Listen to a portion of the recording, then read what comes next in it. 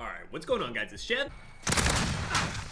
1v1. Did I say 1v1 when he died? Why does he keep saying that? In 2012, what do we do? Tonight, we actually have, what is it, a fight night? We got Dumont versus Aspen Lad. Aspen Lad moved up to 145, and barely a 145-pound division with Amanda Nunes. It was basically there. I think the UFC was somewhat hoping that Chris Cyborg would beat Amanda Nunes when they made that 145 division. Once she ended up getting that belt and just completely decimated Cyborg, Cyborg didn't come back. So she just has that belt with nobody really in that division. Now, obviously, there could be a few people that could go to 145 and stuff, but they just 135 is the usual division that she would just be decimating everybody else in, and then at 145 was made for the even bigger women. It's just not as many people. Soon enough there will be for sure, but it's pretty shallow at the moment. So it's interesting to see what Dumont or Aspen Lad would look like at 145. Maybe somebody could challenge Amanda Nunes. I dropped 100 kills. Motherfucker had 104 kills. 1v1, bro.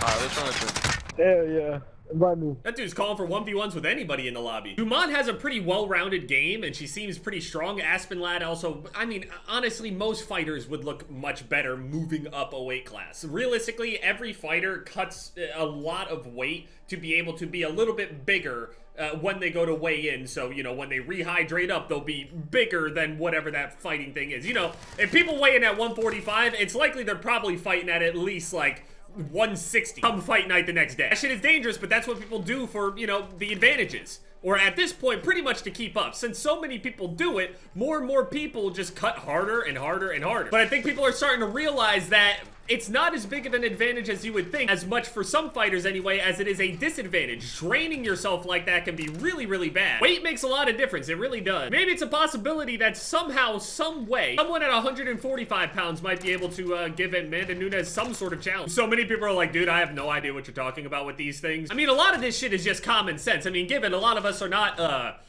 athletes like that. Dumont seems pretty promising. She doesn't seem as dominant as Amanda Nunes. I mean, there's very few. Shevchenko. Shevchenko is the only other argument you can make in women's MMA that could possibly beat her. And Amanda Nunes has already beaten Shevchenko twice. Although, in that second fight, Valentina won that fight. Now, she for sure won the first fight fine, and she definitely won a couple rounds. Out of the 5 rounds that they ran in that second fight, Valentina won 3 of them, in my opinion. You could go back and literally there are full videos on it counting strike for strike. So apparently, Activision ended up baiting a lot of the, well, baiting. I don't even really know exactly how and why they did it. So we ended up getting all of that shit about the anti-cheat, for example. The, what's it called? Ricochet? Yeah. And we were talking about how, like, you know, it can absolutely be bypassed and stuff like that, but that doesn't necessarily mean that hacking will be out of control. It makes it a lot less accessible for them to be able to do it and get in there really, really easily. So, or also in the process, make it more expensive for the cheat providers to be able to, you know, give people cheats that would guarantee that they wouldn't get caught and stuff like that, because then people wouldn't want to go and buy them if they know they're going to get banned instantly. But if they got the advertisements undetectable and all this other shit, you know, then for sure that's going to make it a lot easier for people to be like, okay, I don't think I'm going to get caught. Boom. This says so, and I get my money back if I do, or some shit,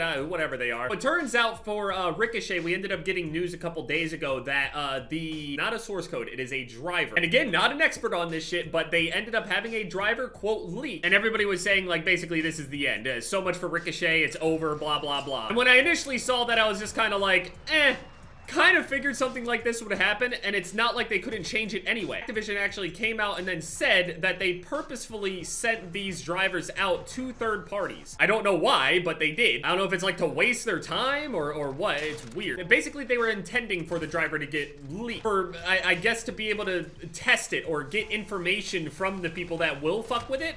I don't really know all of the details that they end up getting from it, or it must be something valuable if they're gonna go and do that. And also, just because the driver part ended up leaking or whatever doesn't mean that, you know, by launch it's already compromised. They're gonna have a different version of it by the time launch comes out. And then they'll have to work from that point forward. That's the information they get from this thing. They'll see how people were able to access it and change it and manipulate it to act whatever way for them. I don't fucking know. And to be honest, I don't even know if this is really the most 5-head play possible, but it's not that I don't think that they don't do, like, maybe information leaks and stuff like that, but to be honest, something like this, I thought that this was just a fuck up. They fucked up, but it won't be that big of a deal. A lot of people keep using the word source code. I'm pretty sure the source code was not the thing that was leaked. And if it is, I mean, we'll fucking see see then. Bet. Thing is, the people that got addicted to cheating now, the people that like have the money to just say, oh, I don't give a fuck, I'm gonna cheat anyway. I'm gonna spend more and more on this premium from these guys. I'll pay their monthly income and their rents and shit, so long as I can sit here and cheat and stick it to them. There's gonna be people that are gonna double down on that shit, for sure. But this anti-cheat is just gonna make it so you're just not gonna be full-blown fucking just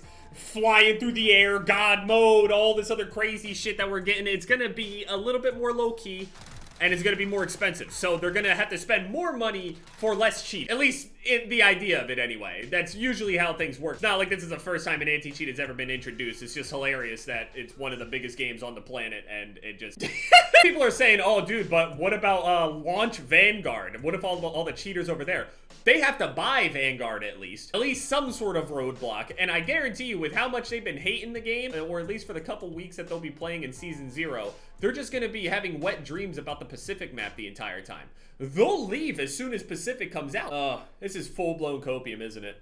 I mean, we'll see. I think Dumont looks really good. I kind of want her to win at 145. And I feel like she needs quite a bit more experience. And if her new home is going to be at 145, and her beating Dumont gets her like some sort of title shot at Amanda Nunes, if Amanda just decides, yeah, you know what, I'm going to go knock someone's head off at 145. Yeah, I don't think Aspen's ready yet. So I don't really know what the plan for Aspen is, even if she does win. But in the end, I feel like everybody just ends up getting punched by Amanda really hard.